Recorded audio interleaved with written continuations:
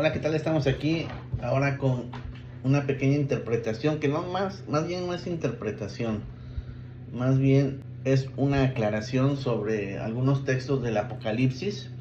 Esto a petición de mi amiga Rosa, le mando un fuerte saludo.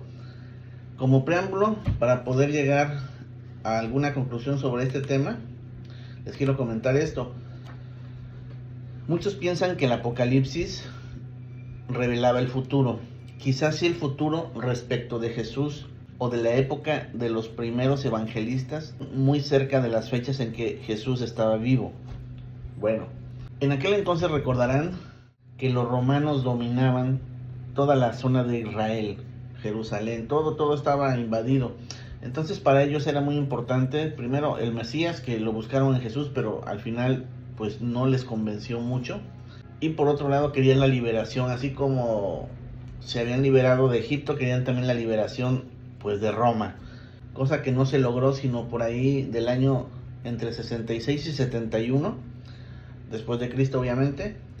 En el 66 empiezan las primeras tensiones, en el 70 está el asedio, la caída de Masada, y bueno, muchos hechos que antes de que sucedieran, pues obviamente eran el futuro de aquellas personas o aquellos personajes. Luego entonces, muchas de las citas del Apocalipsis no es un futuro lejano como el de hoy o todavía el que nos deviene, sino más bien es un futuro muy cercano para ellos. Ya desde la época de Jesús, en el año 30-33, se anhelaba una liberación y se fanatizaba mucho el tema de la venida de un libertador.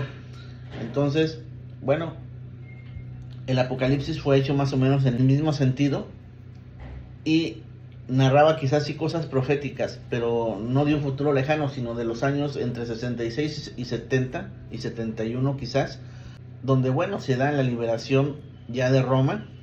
Y sí es importante comentarles que por qué muchos dicen, por qué muchos afirman que esas cosas se siguen presentando o muchos creen que son de un futuro más lejano. Resulta que nuestra vida, en todos los sentidos, todo lo que está en este planeta tiene un ciclo: nacer, desarrollarse y morir.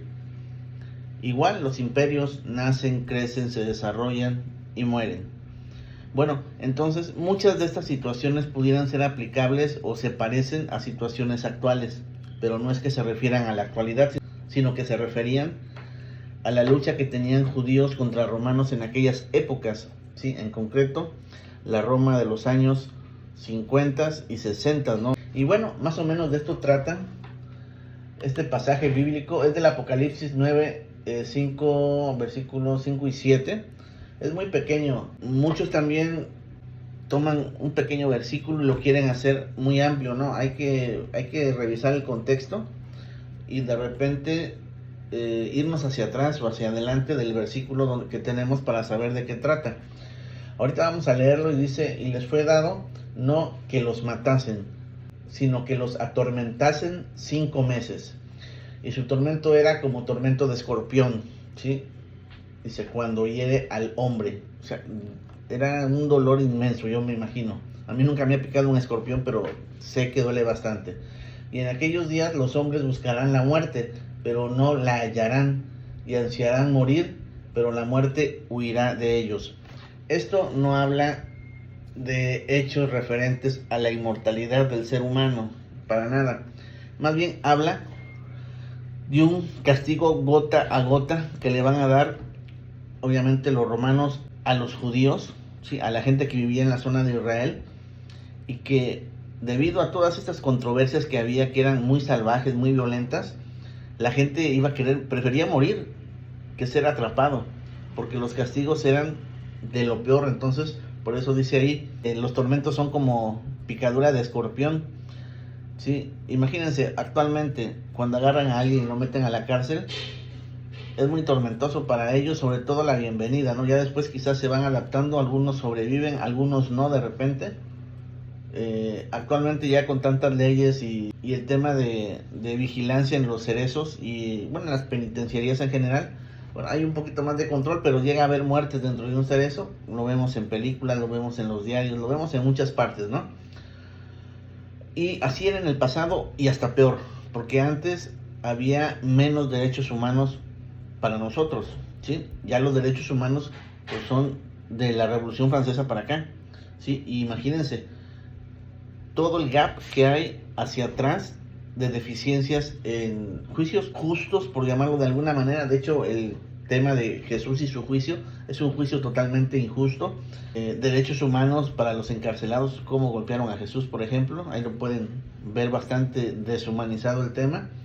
Y bueno, dice el aspecto de las langostas eran semejantes a caballos preparados para la guerra. En las cabezas tenían como coronas de oro, sus caras eran como caras humanas, ¿sí? Yo creo que esta segunda parte, que es el 7, que pudiéramos llamar metafóricos, está narrando, es donde la gente se prende, se engancha para decir que es algo muy futuro, muy futurista, porque dice, el aspecto de las langostas eran semejantes a caballos preparados para la guerra, y en la cabeza tenían coronas de oro, sus caras eran como caras humanas. Entonces, de entrada no dice mucho, dice el aspecto de las langostas era semejante a caballos parecidos a la guerra. Pudieron haber sido langostas, de hecho en la zona de Egipto, de Israel, incluso aquí en América, en África, hay muchos de este tipo de insectos. Entonces pudiera estarse refiriendo, el aspecto de las langostas era semejante a caballos preparados para la guerra. ¿Qué quiere decir? Que quizás estos animales, que era una peste, una plaga que venía para quizás una cosecha, un sembradío, pues pudiera ser bastante agresiva. O sea, eran vestidos como caballos de guerra. Entonces, o sea, venían fuertemente armados. También se puede referir a lo mejor al ejército romano, que venían con todo. Dice, en las cabezas tenían como coronas de oro. Si se fijan, si ustedes checan ¿cómo decirles? Un atuendo de cómo se vestían los caballos y cómo se vestían los romanos en aquel entonces. Vamos a ver, vamos a poner aquí a ver si nos sale alguna imagen. Caballo, época romana, atuendo, a ver si sale. Pero seguramente tenían atuendos muy vistosos, correas llamativas. Obviamente, mientras de más élite era el caballo, si era un caballo de guerra, obviamente, pues tenía también equipamiento, ¿sí? Miren, aquí está,